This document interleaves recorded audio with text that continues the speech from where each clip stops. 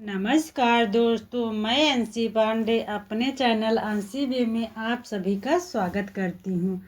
कैसे हैं आप लोग, ये बताने के लिए कमेंट बॉक्स में हरदम की तरह हर हर महादेव जरूर लिखना। आज हम सोमवार व्रत से संबंधित बहुत सारी महत्वपूर्ण बातें इस वीडियो में जानेंगे। आप बने रहिए मेरे चैनल अंशी बे में। यदि वीडियो पसंद आता है तो प्लीज़ चैनल को लाइक और सब्सक्राइब पक्का कर देना, साथ में बेल आइकन प्रेस कर लेना, क्योंकि जब भी मैं नई वीडियो अपलोड करूं उसका नोटिफिकेशन सबसे पहले आपके पास जाए। चलो अब हम वीडियो को शुरू करते हैं। जैसे हमको सोमवार को व्रत रखना है तो हमको सोमवार के दिन शैम्पू इत्यादि नहीं करना चाहिए। एक दिन पहले हमको रविवार को ही जो है शैम्पू इत्यादि कर लेना चाहिए। सोमवार के व्रत में हम शिव जी का पूजन करते हैं, जो है साथ में माँ पार्वती और गणेश जी का भी पूजन करते हैं। क्योंकि कोई भी व्रत जो हम रखते हैं, सबसे पूजा भी करते हैं, तो सबसे पहले हमारे प्रथम पूजनीय गणेश जी हैं। पहले हम गणेश जी का पूजन करते हैं, उसके बाद हम भोलेनाथ का पूजन करते हैं, फिर हम माँ पार्वती का पूजन करते हैं।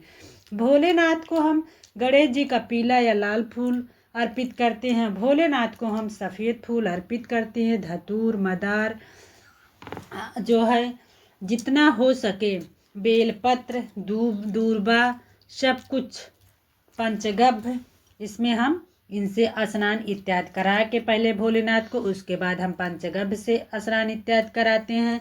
फिर उसके बाद हम एक लोटे पानी से फिर एकदम अच्छे से स्वच्छ कर देते हैं भोलेनाथ को। फिर उसके बाद जो फूल पत्तियां हमारे पास रहती हैं सब हम भोलेनाथ को अर्पित करते हैं। उसके बाद हम इनको भस्म अर्पित करते हैं। इनको कलर नहीं पसंद है, इसलिए हम कलरफुल चंदन इनको नहीं अर्पित करते हैं। माँ पार्वती को हम पीला चंदन अर्पित करते हैं और गणेश जी को हम लाल या पीला अर्पित करते हैं। सारा दिन हम जो है व्रत रखते हैं। शाम को हो सके तो आप यदि व्रत रख के फलाहार से ही जो है सारा दिन रख सकते हैं तो वो भी ठीक है, नहीं तो आप एक मीटिंग दूध रोटी जो है खा सकते हैं और उसके अगले दिन हम पारण करते हैं। चलो हम जो है अब जो है सोमवार व्रत कथा का श्रवण करेंगे। एक बार प्रेम से बोलो भोलेनाथ की जय, माँ पार्वती की जय। व्रती प्रातःकाल नित्य क्रिया से निवृत्त होकर आचमन प्राणायाम करे तथा सूर्य को अर्घ्य दे। यह संकल्प करे कि आज से मैं अपने मानवांछित फल की प्राप्ति के लिए सोमवार का व्रत नियमित रूप से शिव पार्वती के पूजन सहित करूंगा। संकल्प करने के बाद गणेश आदि देवताओं का पूजन करे, फिर शिव पार्वती जी का विधि से पूजन करे तथा ओम उमा सहिताय शिवाय नमः इस मंत्र का 108 बार जप करे। जप करके भगवान शंकर की स्तुति करे। इस व्रत की जो भी कोई भी करता है, भगवान की कृपा से उसके समस्त कार्य सिद्ध होते हैं। रोगी को रोग दूर होता है, निर्धन को धन की प्राप्ति होती है, विद्यार्थी को विद्या प्राप्ति एवं संतान चाहने वाले को संतान का लाभ होता है। यदि कोई राजा इस व्रत को करता है तो उसके राज में प्रजा सभी प्रकार से सुखी रहती है तथा महामारी अकाल आदि का भय नहीं रहता है। वह शत्रुओं का नाश हो जाता है। राजा या जो कोई भी इस व्रत का करता है शिव पार्वती की कृपा से दीर्घायु को प्राप्त करता है तथा अंत में भगवान शंकर के परम धाम को प्राप्त होता है। प्राचीन काल में धन धान से युक्त एक वैश्य था, किंतु उसकी एक भी संतान न थी। इससे वह सदैव अत्यंत दुखी रहता था। वह वैश्य प्रत्येक सोमवार को शिव जी का पूजन एवं व्रत करता था। भगवान का भोग लगाकर ही वह अपनी पत्नी सहित प्रसाद स्वरूप भोजन करता था। उसकी भक्ति को देखकर पार्वती जी ने शंकर जी से कहा कि यह वैश्य अत्यंत भक्ति पूर्वक आपकी पूजा करता है, अतः आप इसके दुख को दूर करें, इसे संतान प्राप्त होने का वरदान दे। तब शंकर जी ने कहा कि यह वैश्य के पूर्व जन्म का फल है, इसके भाग में पुत्र सुख नहीं है। मैं इसे पुत्र प्राप्ति का वरदान तो दे रहा हूँ, किंतु वह 12 वर्ष तक ही जीवित रहेगा। कुछ समय के बाद भगवान की कृपा से उस वैश्य को एक सुंदर पुत्र की प्राप्ति हुई। पुत्र के होने से वैश्य ने आनंद मनाया, किंतु वैश्य की चिंता दूर नहीं हुई। उसे ज्ञात था कि उसके पुत्र की आयु केवल 12 वर्ष ही है, किंतु फिर भी प्रसन्नता के साथ 11 वर्ष बीत गए। वैश्य की पत्नी ने अपने पति से कहा कि पुत्र विवाह योग्य हो गया है, अतः आप उसका विवाह कहीं कर दे। वैश्य ने अपनी स्त्री से कहा कि अभी पुत्र को विद्या पढ़ने के लिए काशी भेज रहा हूँ, अभी विवाह की क्या चिंता है। विद्या प्राप्त करके लौटने पर कुमार का विवाह करूंगा। इस प्रकार से अपनी पत्नी को समझा बुझाकर उसने पुत्र के मामा को बुलाकर विपुल धन दिया और कहा कि तुम अपने भांजे को विद्या अध्ययन के लिए यज्ञ याद कराते हुए तथा ब्राह्मणों को भोजन व दक्षिणा देते हुए काशी ले जाओ। लड़के का मामा अपने भांजे के साथ घर से विदा होकर वैश्य के बताए हुए रास्ते के अनुसार यज्ञ आदि करते हुए जिस बालक के साथ उसका विवाह हो रहा था वह नगर में पहुंचा। उसी दिन उस नगर के राजा की पुत्री का विवाह था। राजकुमारी बहुत ही रूपवती एवं गुणवती थी, किंतु जिस बालक के साथ उसका विवाह हो रहा था वह काना था। वर का पिता इस कारण बहुत चिंतित था। वर के पिता ने जब सर्वगुण संपन्न उस वैश्य पुत्र को देखा तो उसके मामा से कहा कि आप इस लड़के को कुछ समय के लिए मुझे दे दो तो आप मुझे पर बहुत बड़ा कृपा करेंगे। विवाह के बाद मैं इस राजकुमार को आपको सौंप दूंगा तथा पुरस्कार स्वरूप आपको बहुत धन दूंगा। वर के पिता ने जब इस प्रकार कहा तो लड़के के मामा ने उसका कहना मान लिया और अपने भांजे को वर बनाकर मंडप में भेज दिया। राजकुमारी और वैश्यपुत्र का विवाह हो गया। सिंदूर दान के बाद वैश्यपुत्र लौटने लगा तो उसने राजकुमारी की साड़ी में अपना संपूर्ण वृतांत लिख दिया कि तुम्हारा विवाह हमारे साथ संपन्न हुआ है और मैं विद्या प्राप्त करने के लिए काशी जा रहा हूँ। एक काना राजकुमार तुम्हें अपनी पत्नी बनाएगा और उसी के साथ तुम्हें विदा होना पड़ेगा। यह लिखकर वैश्यपुत्र विद्या प्राप्त करने के लिए काशी चला गया। जब राजकुमारी विदा होने लगी तो उसने अपनी साड़ी पर लिखे हुए शब्दों को देखकर उसे पढ़ा और उस राजकुमार के साथ विदा होने से इनकार कर दिया और कहा यह मेरा पति नहीं है, इसके साथ नहीं जाऊंगी। मेरा पति वैश्य कुमार जो विद्या प्राप्त करने के लिए काशी गया हुआ है। कन्या के माता पिता वर पक्ष द्वारा किए गए छल से अत्यंत दुखी हुए और राजकुमारी को विदा नहीं किया। उधर वैश्य कुमार काशी पहुंचकर विद्या अध्ययन करने लगा तथा उसके मामा ने यज्ञ कराना शुरू कर दिया। जिस दिन 12 वर्ष पूरे हुए लड़के ने कहा कि आज कुछ शारीरिक कष्ट है, अतः अब आराम करूंगा। ऐसा कहकर लड़का अपने बिस्तर पर जाकर लेट गया और मर गया। थोड़ी देर के बाद मामा ने आकर देखा तो भांजे को मरा हुआ पाया, जिसके कारण वह बहुत दुखी हुआ, किंतु यज्ञ के भंग हो जाने के डर से चुप रहा। यज्ञ की पूर्णाहुति होने के बाद जब सभी लोग वहां से चले गए तब उसने बड़े जोर जोर के रोदन करना प्रारंभ किया। दैवयोग से शिव पार्वती उधर से ही जा रहे थे। पार्वती जी ने शिव जी से कहा, कोई यह कैसा करुण क्रंदन कर रहा है, वहां चलकर देखना चाहिए। पार्वती जी के कहने पर शंकर जी वहां गए जहां पर वैश्य रो रहा था। तब बालक मरा हुआ पड़ा था। पार्वती जी ने कहा, यह तो वही बालक है जो आपके वर के प्रभाव से उत्पन्न हुआ था। इसे आप जीवन दान दे ताकि इसके परिवार वालों को दुख दूर हो जाए, सुख की प्राप्ति हो। शिव जी ने कहा, इस बालक की आयु पूर्ण हो चुकी है, किंतु आपके कहने पर मैं इसे जीवित एवं दीर्घायु किए देता हूँ। ऐसा कहकर उन्होंने उस मृत बालक को जीवन दान दिया तथा स्वयं अपने लोक को चले गए। कुछ दिन के बाद बालक समस्त विद्याओं में निपुण होकर अपने मामा के सहित अपने नगर को चल दिया। मार्ग में उसी नगर में फिर वहीं रुका जहाँ पर उसका विवाह हुआ था। वहां पर उसने यज्ञ किया तथा ब्राह्मणों को भोजन करा के दक्षिणा दी। राजा को यह समाचार मिलने में देर न लगी। काशी से विद्या प्राप्त करके एक वैश्य पुत्र लौटा है, वह यज्ञ आज कर रहा है।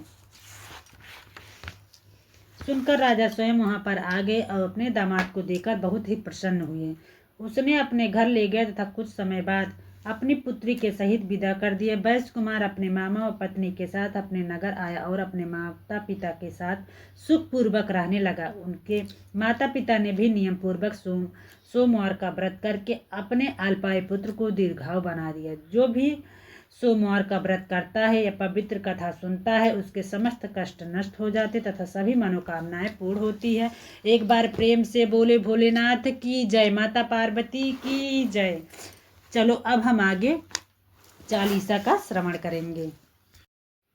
जय गणेश गिरिजा सुवन मंगल मूल सुजान, कहत अयोध्या दास तुम देव अभय वरदान। जय गिरजापत दीन दयाला, सदा करत संतन प्रतिपाला। भाल चंद्रमा सोहत नीके, कानन कुंडल नाग फनी के। अंग गौर सिर गंग बहाए, मुंड माल तन छार लगाए। वस्त्र खाल बाघंबर सोहे, छवि को देखी नाग मुन मोहे। मैना मातुक हवै दुलारी, बामे अंग सोहत छवि नारी। कर त्रिशूल सोहत छवि भारी, कर सदा शत्रु अंक्षयकारी। नंदी गणे सो है तह कैसे, सागर मध्य कमल है जैसे। कार्तिक श्याम और गढ़ राहु, या छवि को कही जाते न काऊ। देवन जब ही जाए पुकारा, तब ही दुख प्रभु आप निवारा। किया उपद्रव तारक भारी, देवन सब मिल तुम्हें जुहारी। तुरंत खड़ा नन आप पठायो, लव निमेष महामारी गिरायो। आप जलंधर असुर संहारा, सुयस तुम्हार विदित संसारा। त्रिपुरासुर सन युद्ध मचाई, तब कृपा कर लीन बचाई। किया तपहि भागीरथ भारी, पुरव प्रतिज्ञा तास पुरारी। दानिन मह तुम सब कोई नाही, सेवक की स्तुति कर सदाही। वेद माहि महिमा तुम गाई, अकथ अनादि भेद नहीं पाई। प्रगट उठत मथन में ज्वाला, जरा सुरा सुर भय बिहाला। किनी दया तह करी सहाई, नीलकंठ तब राम नाम कहाई। पूजन रामचंद्र जब कीना, जीत के लंक विभीषण दीना। सहस कमल में हो रही धारी, कीन परीक्षा तब ही पुरारी। एक कमल प्रभु राख्यो जोई, कमल नयन पूजन चाह सोई। कठिन भक्ति देखी प्रभु शंकर, भय प्रसन्न दिए इच्छित बर। जय जय जय अनंत अविनाशी, करत कृपा सबके घटवासी। दुष्ट सकल नित मोहि सतावै, भ्रमत रहो मोहि चैन न आवै। त्राहि त्राहि मैं नाथ पुकारूं, यही अवसर अब कोहि उबारो। लय त्रिशूल सत्वन को मारे, संकट से मोहियान उबारो। मात पिता भ्राता सब कोई, संकट में पूछत नहीं कोई। स्वामी एक है आस तुम्हारी, आए हरो मम संकट भारी। धन निर्धन को दे सदा ही, जो कोई जाचे सो फल पाई। अस्तुत के विधि करो तुम्हारी, क्षमो नाथ अब चूक हमारी। शंकर हो संकट के नाशन, विघ्न विनाशन मंगल कारण। योगी यति मुनि ध्यान लगावै, नारद सारद शीस नवावै। नमो नमो जय नमः शिवाय, सुर ब्रह्मादिक पार न पाए।